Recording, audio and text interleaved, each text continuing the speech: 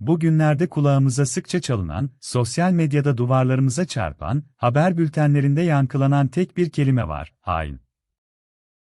Bu kelime, eski bir yarayı deşer gibi, toplumun en hassas sinir uçlarına dokunuyor. Dostu düşmandan ayırmanın, bir grubu diğerinden net bir çizgiyle ayırmanın en keskin yolu olarak kullanılıyor adeta. Bir zamanlar belirli eylemlerle ilişkilendirilen bu güçlü sıfat, şimdilerde o kadar geniş bir alana yayıldı ki, adeta herkesin potansiyel bir hain haline geldiği bir çağda yaşıyoruz.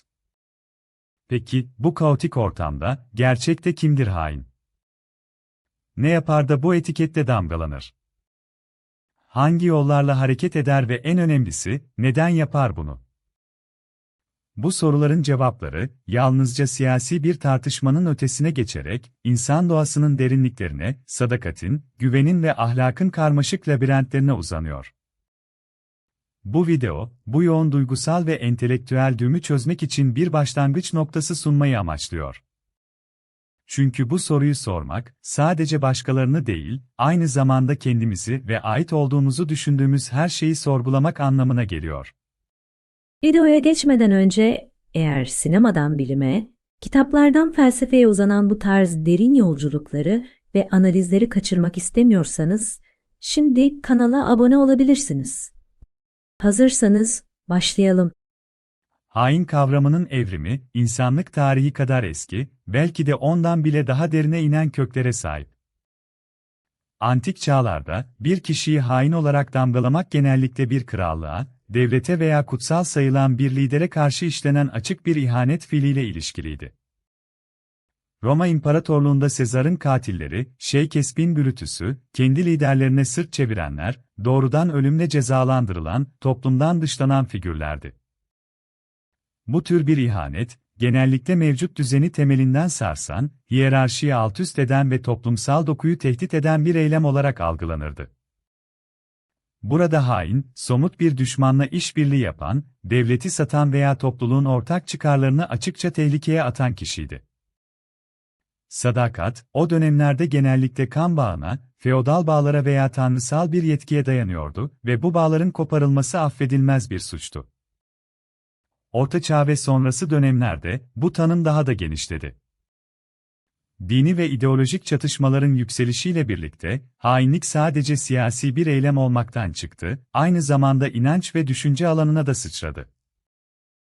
Engizisyon mahkemeleri, sapkınları ve dinsizleri hain ilan ederek, kilisenin öğretilerine aykırı düşünenleri cezalandırdı.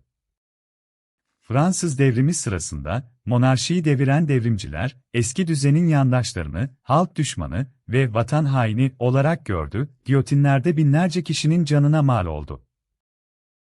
Bu dönemlerde, sadakat artık sadece bir kişiye veya devlete değil, aynı zamanda bir ideolojiye, bir davaya veya belirli bir dünya görüşüne bağlılık anlamına geliyordu. Bu bağlamda, hain, belirli bir düşünce sistemine veya kolektif inanca karşı çıkan, hatta onu sorgulayan herkes olabilirdi. Modern zamanlara geldiğimizde ise, hainlik kavramı adeta bir virüs gibi evrim geçirdi ve toplumun her hücresine yayıldı. Artık bir kişiyi hain olarak tanımlamak için somut bir ihanet fiili gerekmiyor çoğu zaman. Bazen farklı bir görüşe sahip olmak, sorgulamak, eleştirmek veya sadece çoğunluğun fikir birliğinden sapmak dahi bu damgayı yemek için yeterli olabiliyor. Kimlik siyasetinin, sosyal medya çağının ve kutuplaşmış toplumların yükselişiyle birlikte, hain kelimesi, siyasi rakipleri susturmak, muhalif sesleri bastırmak ve farklı görüşleri gayrimeşru kılmak için güçlü bir silah haline geldi. Bu yeni ortamda, bir hainin ne yaptığı, nasıl yaptığı veya neden yaptığı soruları, karmaşık ve çoğu zaman bulanık yanıtlarla dolu hale geldi. Bir zamanlar, devlete ihanet ile eş anlamlı olan bu kavram, şimdilerde, kendi grubuna, değerlerine, ideolojisine ihanet gibi daha soyut ve öznel yorumlara açık hale geldi. Bu durum, toplumda karşılıklı bir güvensizlik iklimi yaratırken, bireylerin kendilerini sürekli olarak, sadık ya da vatansever olduklarını kanıtlama baskısı altında hissetmelerine yol açıyor.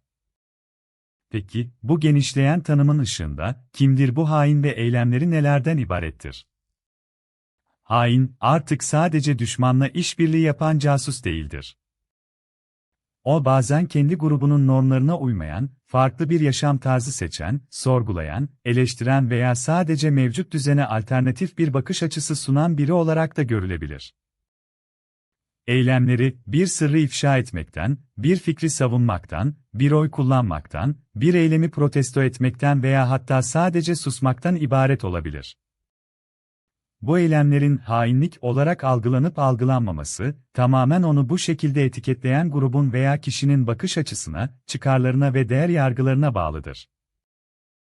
Hainliğin nasıl yapıldığına gelince, bu da artık sinsi planlar ve gizli toplantılarla sınırlı değil. Sosyal medya paylaşımları, bir makale yazmak, bir panelde konuşmak, bir filmi eleştirmek veya bir şarkı bestelemek bile, yanlış bir gözle bakıldığında hainlik olarak yorumlanabilir. Bu durum, ifade özgürlüğünün sınırlarını belirsizleştirirken, bireylerin kendi düşüncelerini ifade etmekten çekinmelerine neden olan bir otosansür mekanizmasını tetikleyebilir. Neden yapar, sorusu ise daha da çetrefilli. Bir hainin motivasyonları, saf kişisel çıkardan, intikam arzusundan, mağduriyet hissinden veya daha büyük bir ideolojiye, ahlaki ilkeye olan inancından kaynaklanabilir. Bir kişi, mevcut durumu ahlaki olarak yanlış bularak, daha yüksek bir iyilik için hareket ettiğine inanarak bir eylemde bulunabilir. Bu durumda, dışarıdan hain olarak görülen kişi, kendini bir kahraman veya doğru olanı yapan biri olarak algılayabilir. İşte bu noktada, ahlaki çatışma zirveye ulaşır. Mesela, Jean-Paul Sartre'ın varoluşçuluk felsefesi, bireyin mutlak özgürlüğü ve bu özgürlüğün getirdiği sorumluluğu vurgular. Sartre'a göre, insan, kendi özünü kendisi yaratır ve bu varoluşsal yalnızlık içinde kendi seçimleriyle yüzleşir. Bir kişi hain olarak damgalandığında, bu, genellikle onun bir kolektif kimliğin veya ideolojinin dışına çıktığı anlamına gelir. Ancak varoluşçu perspektiften bakıldığında, kişi, kendi otantik varlığını sürdürmek adına, mevcut normları veya bağlılıkları reddetme özgürlüğüne sahiptir. Acı verici bir seçim olsa da, bireyin kendi hakikatini inşa etme yolculuğunun bir parçasıdır. Hain olarak damgalanan kişi, belki de kolektifin dar çerçevesini aşan, daha evrensel bir ahlaki sorumluluk hissiyle hareket etmiştir. Onun ihaneti, aslında kendi özgürlüğünü ve otantikliğini ilan etme biçimi olabilir. Burada, bireyin özgürlüğü ile kolektifin beklentileri arasındaki gerilim, hain etiketiyle cisimleşir. Friedrich Nietzsche'nin iyi ve kötü kavramlarını sorguladığı Ahlakın Soykütü adlı eserinde, değerlerin kökenleri ve güç ilişkileri arasındaki bağlar derinlemesine incelenir. Nietzsche'ye göre, ahlaki değerler genellikle iktidarda olanların kendi çıkarlarını korumak için yarattığı kurgulardır. Hain kavramı da bu bağlamda ele alınabilir. İktidar sahipleri, kendi hegemonik değerlerini tehdit edenleri hain olarak etiketleyerek, toplumu kendi çizgilerinde tutmaya çalışırlar. Köle ahlakı ve efendi ahlakı ayrımını yaparak, zayıf olanın iyi ve güçlü olanın kötü olarak tanımlandığı bir değerler sistemine işaret eder. Bu bağlamda, hain etiketi, mevcut düzenin sınırlarını zorlayan, yeni değerler yaratmaya çalışan veya eski değerleri yeniden değerlendiren kişilere yapıştırılan bir yafta olabilir. Belki de hain, Nietzsche'nin deyişiyle, kendi değerlerini yaratmaya cesaret eden, kalabalıkların sürü içgüdüsünden uzaklaşan, üstün insan adaylarından biridir. O kurulu düzenin doğrularını sorgulayarak, yeni bir hakikat arayışa girmiştir. Immanuel Kant'ın kategorik imperatif ilkesi, eylemlerin evrenselleştirilebilirliği ve insan onuruna saygı duyma gerekliliği üzerine kuruludur. Kant'a göre, ahlaki bir eylem, sadece sonuçlarına göre değil, aynı zamanda temelindeki iyi niyet ve evrensel bir yasa olma potansiyeliyle değerlendirilmelidir. Bir kişi, bir devlete veya gruba olan sadakatini bozduğunda hain olarak görülebilir. Ancak Kantçı bir perspektiften, eğer bu ihanet, daha yüksek bir ahlaki ilkeye, örneğin insan haklarının korunmasına veya adaletsiz bir sistemi devirmeye yönelikse, o zaman bu eylem evrensel bir yasa haline gelebilir mi? Eğer bir devlet veya sistem, kendi vatandaşlarına karşı ahlaksızca davranıyorsa, ona olan sadakati sürdürmek ahlaki bir görev midir? Yoksa, daha büyük bir ahlaki görev, bu adaletsizliğe karşı çıkmak mıdır, maliyeti ne olursa olsun? Kant'ın felsefesi, bize bu karmaşık durumda, bir eylemin hainlik mi yoksa, ahlaki görev mi olduğunu sorgulamak için bir çerçeve sunar. Peki sizce, bir kişinin kendi iç sesini dinleyerek, çoğunluğun dayattığı bir dogmayı reddetmesi ve bunun sonucunda hain olarak damgalanması haklı mıdır düşüncelerinizi merak ediyorum, yorumlarda buluşalım. Stoacılık ise, kişinin iç huzurunu ve dinginliğini dış etkenlerden bağımsız olarak korumayı öğütler. Marcus Aurelius'un Kendime Düşünceler adlı eserinde de vurgulandığı gibi, birey, kendi kontrolünde olmayan olaylara karşı kayıtsız kalmayı, ancak kendi düşünce ve eylemlerine odaklanmayı öğrenmelidir. Bir ortamda herkesin herkesi hain ilan ettiği bir durumda, birey sürekli bir suçlama ve yargılama bombardımanına maruz kalabilir. Stoacı bir yaklaşım, bu tür dışsal ithamlara karşı bir zihinsel zırh oluşturmayı önerir. Başkalarının bizi nasıl etiketlediği, onların yargıları ve ön yargıları bizim kontrolümüzde değildir. Önemli olan, kişinin kendi vicdanına göre doğru bildiği yolda ilerlemesi, erdemli bir hayat sürmesi ve dışsal övgü veya kınamalara aldırış etmemesidir. Bir tür içsel direniş biçimi olabilir, zira kişi, dış dünyanın yarattığı kaosa rağmen kendi içsel bütünlüğünü ve ahlaki pusulasını korur. Nicole Machiavelli'nin Prens adlı eseri, siyasetin acımasız gerçeklerini ve iktidar mücadelesinin pragmatik doğasını gözler önüne serer. Machiavelli'ye göre, bir hükümdarın iktidarını korumak ve devletin çıkarlarını güvence altına almak için bazen ahlaki normların dışına çıkması, hatta ihanet olarak adlandırılabilecek eylemlerde bulunması gerekebilir. Bu perspektiften bakıldığında, hainlik kavramı, siyasi bir araç, bir güç oyunu olarak yeniden yorumlanabilir. Bir grup, rakip grubu veya bireyi hain ilan ederek, kendi iktidarını pekiştirmeye, düşmanını itibarsızlaştırmaya ve toplumsal desteğini konsolide etmeye çalışır. Burada hainliğin tanımı, ahlaki bir değerlendirmeden ziyade, siyasi bir stratejinin parçası haline gelir. Hain, aslında gücün dengesini bozan veya bozma potansiyeli olan kişi veya gruptur ve bu nedenle ortadan kaldırılması gereken bir tehdittir. Son olarak, sosyal sözleşme teorileri, özellikle John Locke ve Jean-Jacques Rousseau gibi düşünürlerin eserlerinde, bireylerin belirli hak ve özgürlüklerinden vazgeçerek, bir devlet veya toplum içinde yaşamak için karşılıklı bir anlaşma yaptığını öne sürer.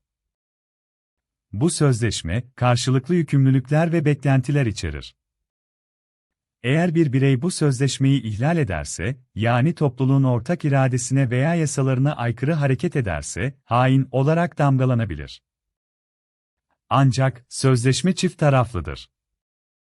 Ya devlet veya iktidar sahipleri, bu sözleşmenin gerekliliklerini yerine getirmez, vatandaşlarının haklarını ihlal eder veya onlara karşı adaletsiz davranırsa ne olur? Bu durumda, halkın, yani bireylerin, bu sözleşmeyi feshetme veya mevcut iktidarı devirme hakkı doğmaz mı? Bu perspektiften bakıldığında, hain etiketi, sadece bireye yapıştırılamaz, aynı zamanda bir iktidarın veya sistemin kendi halkına karşı işlediği ihaneti de işaret edebilir.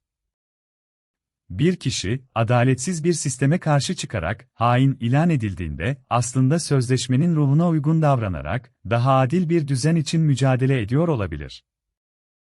Görüldüğü üzere, hain kavramı, basit bir sözlük tanımının çok ötesine geçen, karmaşık katmanlara sahip bir olgudur. Bu kelimenin kullanımı, içinde bulunduğumuz toplumun ahlaki, siyasi ve psikolojik durumunu yansıtır. Herkesin herkesi hain ilan ettiği bir ortam, aslında derin bir güvensizlik, kutuplaşma ve empati eksikliğinin göstergesidir. Böyle bir ortamda, gerçek hain kimdir sorusunun tek ve net bir cevabı yoktur. Hain, iktidarın gözünden kendi çıkarları uğruna hareket eden kişi olabileceği gibi, vicdanının sesini dinleyerek daha yüksek bir ahlaki ilke için savaşan bir kahraman da olabilir. Bazen sadece farklı düşünen, sorgulayan veya mevcut düzenin dışına çıkan bir birey de bu ağır damgayla yaşamak zorunda kalabilir. Bu karmaşada, belki de en büyük tehlike, hain kelimesinin bir düşünceyi, bir tartışmayı veya bir muhalefeti susturmak için bir araç olarak kullanılmasıdır. herkesin sürekli olarak sadakatini kanıtlamak zorunda hissettiği, her farklı sesin bir tehdit olarak algılandığı bir toplumda, eleştirel düşünce, yaratıcılık ve ilerleme engellenir. Bu durumda, gerçek hainlik, belki de farklılıklara hoşgörü göstermemek, önyargılarla hareket etmek ve toplumsal diyalogu reddetmektir. Çünkü bir toplumun gerçek gücü, tek tip düşünmekte değil, farklı sesleri dinleyebilmekte, eleştiriyi sindirebilmekte ve ortak bir zeminde buluşabilmektedir. Bu nedenle, hain kimdir sorusunu sormaya devam etmek, sadece başkalarını değil, aynı zamanda kendimizi ve kendi değerlerimizi sürekli olarak gözden geçirmemizi sağlayan kritik bir entelektüel ve ahlaki alıştırmadır. Bir sonraki merak yolculuğumuzda görüşmek üzere.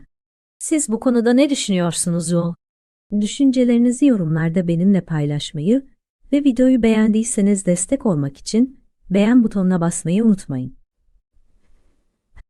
Ekrandaki önerilen videolara tıklayarak yeni bir incelemeye hemen başlayabilirsiniz sanıyor. Hoşça kalın.